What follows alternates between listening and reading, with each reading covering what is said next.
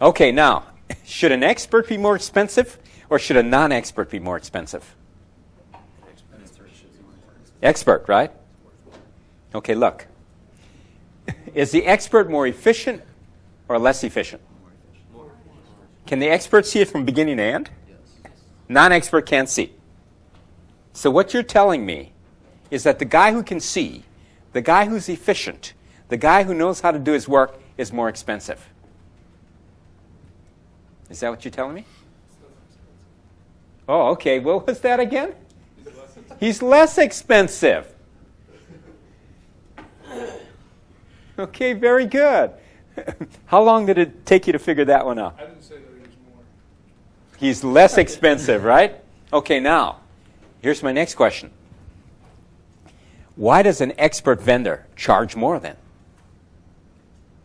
Because his services are worth more. His services are worth more. How many of you buy into that idea? Sure. Pay for transparency, right? Oh, wait a minute. Risk goes up, then your price goes down. No, Therefore, but if you have no risk, it's worth paying extra. no, it shouldn't be. There's probably math behind there. If you have a calculated money for how much risk it would be to go with the less expert. Okay, is an expert more honest or less honest? More. Okay, is an expert thinking of everybody or thinking only of himself? Okay, you all remember Henry Ford. He was an expert, right? Did he drop the price of his vehicles or increase the price? Drop the price. Did his value go up or value go down? Went up. So he was an expert because he thought of everybody. He made it totally efficient. He offered more value for less money. That's the best value. More value, less money. Now explain to me how this is financially viable. Whether it's a service or a commodity, it should make no difference. It should always be The cheap. guy who sees it from beginning to end, who actually can take that amount of risk and have no risk, versus this guy who can only cut it 50%, this guy should always be what? More expensive. This guy has no risk, should always be cheaper. I want to hear the clear explanation of why we tend to see experts charging more. Okay. When this guy's doing this, right, the buyer, this guy gets what? His value goes down. This is what we call abuse. Right? This is the abuser, and this is the abused.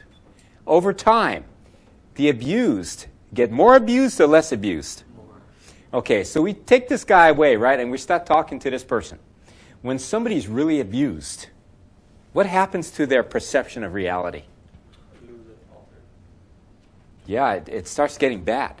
Okay, so we ask this guy, right? If something goes wrong, who has to pay for it? And what will this person say?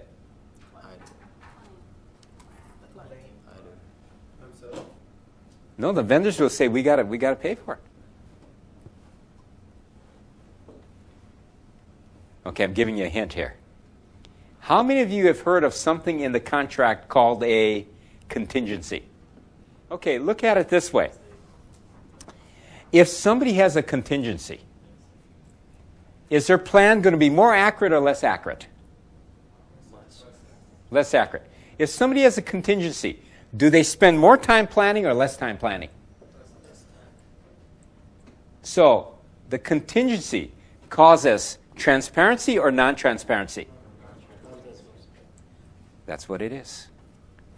Is the vendors never realize they should never cost out what?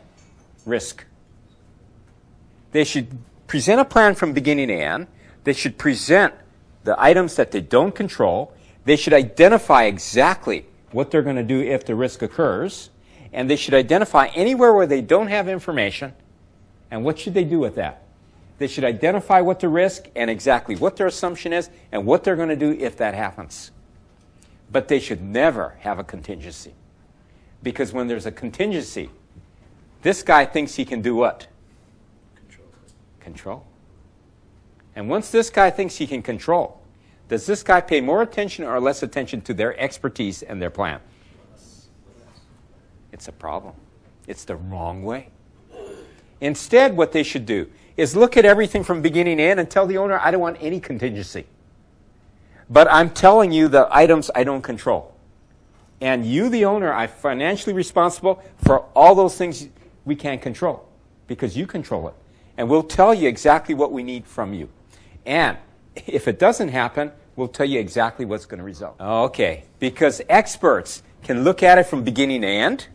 Experts can identify what they can't control. Then experts can always price it more accurately. Okay. So you're saying that contingency is why all the experts' prices are inflated? Absolutely. Okay. And it's actually making the expert into a what? Non-expert. Does that make sense? How many times have we heard this scenario? A contractor goes out. The owner and designer have identified this as a soft dig, but it's actually a hard dig. What should the contractor do?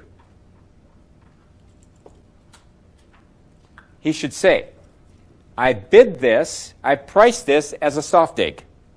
A risk is what? If it's not a soft dig. As soon as we identify that it's not a soft dig, we're going to ahead of time tell you exactly what the cost differential is. And as soon as we hit two spots, it's not a hard dig, we show you it's not a hard dig, we bring the equipment in, and it's a change order, and this is what you're going to be charged. And they make sure that that is in where? The contract. Bang. No issues.